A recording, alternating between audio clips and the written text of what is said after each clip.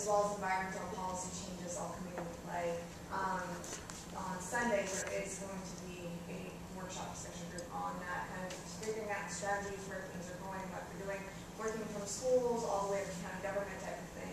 The farmers markets, right now in San Diego, there's over 40 farmers markets. There's a lot, and so putting a strain on our local farmers to be able to actually get out, to be able to get to all of them. And so a lot of farmers, even in City Heights, there's farmers from Central California who are coming down to be able to sell produce at that market because there's such high demand. And so San Diego is doing a good job. There's not everyone in every single area, but they do spread out between all of San Diego County, maybe not reaching all of the rural East County, but they are there, and they are trying to actually get food stamps to be recognized, as well as EBTs and debit cards, because it's an easier way than carrying cash to be able to actually end up purchasing produce at a lower price. And they are right now piloting it at City Heights to be able to actually expand to the other ones around, to be able to streamline the process and make it easier to be able to actually utilize that in the San Diego County for the time being. Thank you so much for that feedback. That's really helpful. And if any of you guys want to get involved with what they're doing, I think it's a great area to get involved with. Yes? With that comment about the farmers being stretched out pretty thin, there has been some recent research that's saying that farmers markets are actually a threat right now, and a lot of them are closing across the country because they're finding that they're not sustainable, in the sense that there's a high demand and trying to push them into low-income communities, pushing them everywhere, and a lot of them just cannot sustain. Similar things are happening with school gardens too. Yeah, so that's an So issue as well. I think it's really important, and I've heard Brahma Madi talk about, when you're talking about low-income communities, your model has got to be sustainable. If you can generate jobs, the program that they have, again, I really recommend you checking out People's Grocery.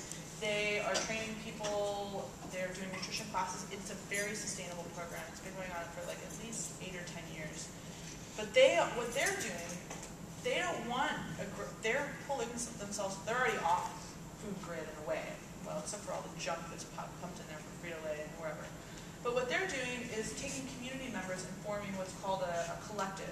I know there's a collective and a collaborative, and there's different between those two, but people from the community have stake in this grocery store, and they say what goes in it, and then they also receive a profit when the grocery store makes a profit.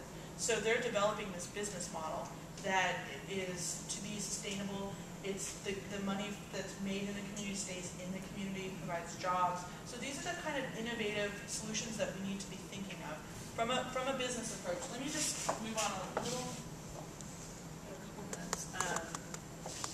We've been through all of this already.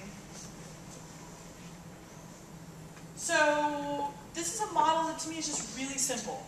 Supply and demand. So when we think about your community, or think about City Heights as a great model, where are the places that are supplying the food? Is it a grocery store, a fast food restaurant? Where is that coming from?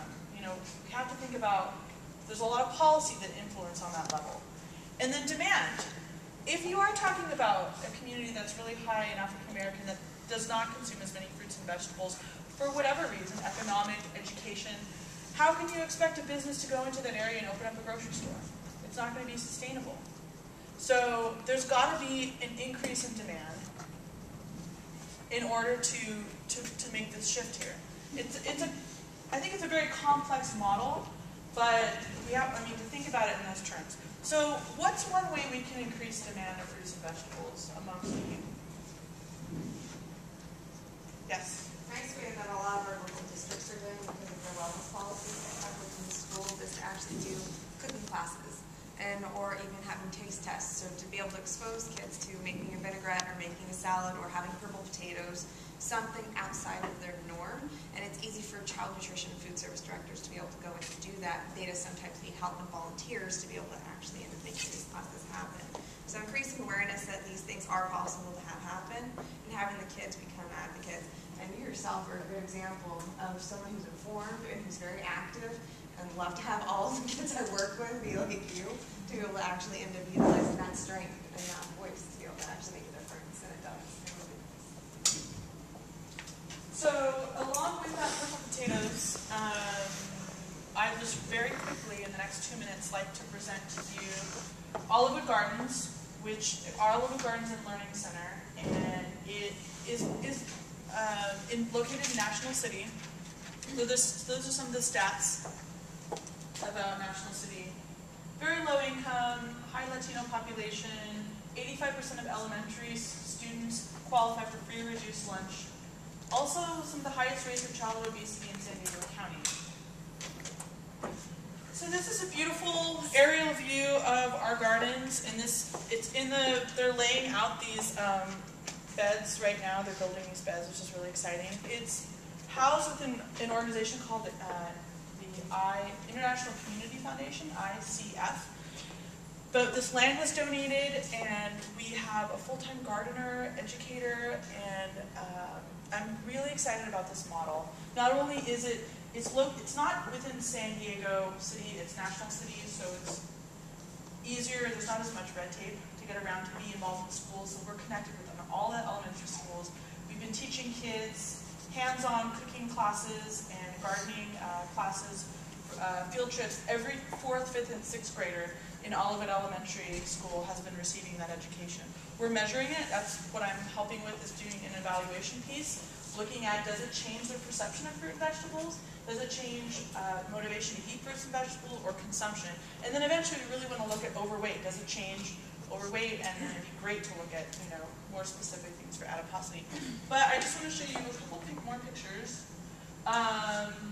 These are some of our girls, and they are just in heaven, the kids. There's an existing organic garden on the property that we're using right now when we're making our teaching garden, and that's actually not blood, it's juice from a blood orange. So, and the kids just, they love being out in nature. I think it's so fundamental to who we are as human beings, and I really, really believe in this model. Having taught for 5 years, busing high school kids who, at that point, they're already overweight, a lot of them. Not saying we should forget about them, but they're already overweight, and the taste preferences are so solidified by the time someone's 16. So I really believe in starting earlier. 4th to 6th grade is a great time. And to have the kids just picking, and studies have shown that if kids actually pick and grow their own food, it will increase preferences for certain fruits and vegetables. Predominantly vegetables.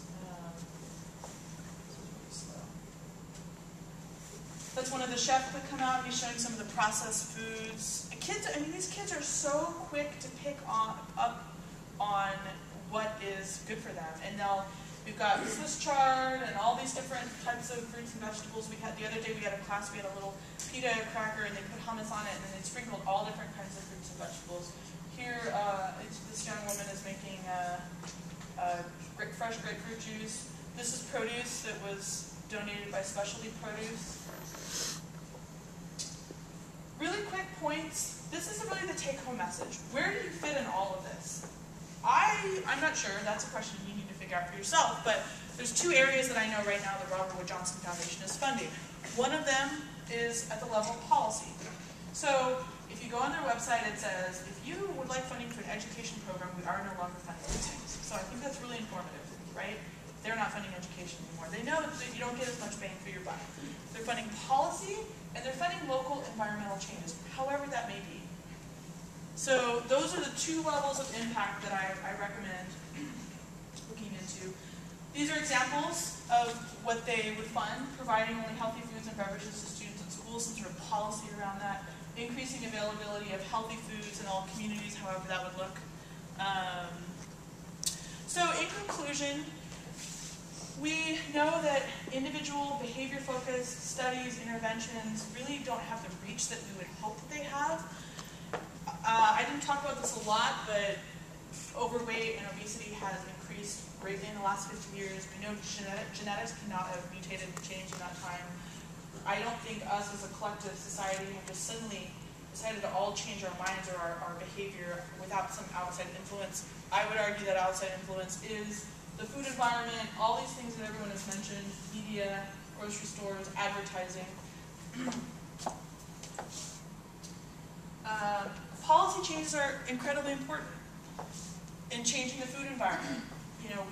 We could change one store at a time, or we could enact a legislation. An example is in Los Angeles, they put a moratorium on any building